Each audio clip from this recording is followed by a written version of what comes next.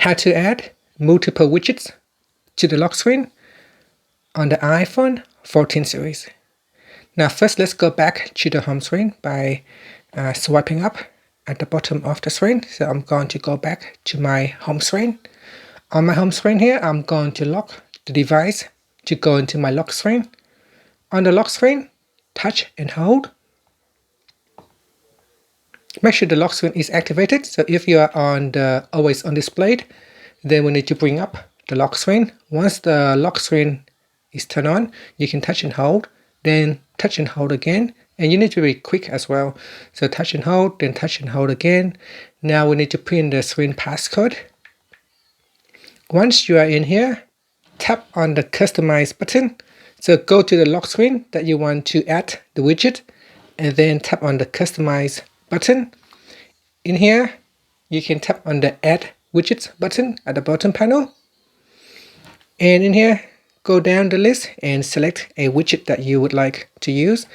At the top here are some suggested widgets that you could use, or you can go down and select a widget that you want to use in here. So for example, I'm going to open up the battery widget status. Now tap on it, and that will allow you to add into your widget panel. You can also drag into your widget panel as well. You are allowed to add up to 3 or 4 widgets depending on the size of the widget that you have chosen. So in here, I'm going to say select a weather widget. In here, you can swipe across to select other widgets as well.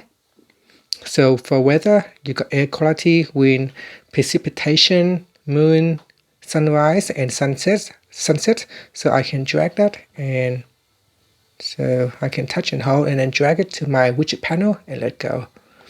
And that's it. So that is how you can add widgets to your lock screen. Now at the top here, you can also add other widgets as well. So at the top are the mini widgets. They are very small.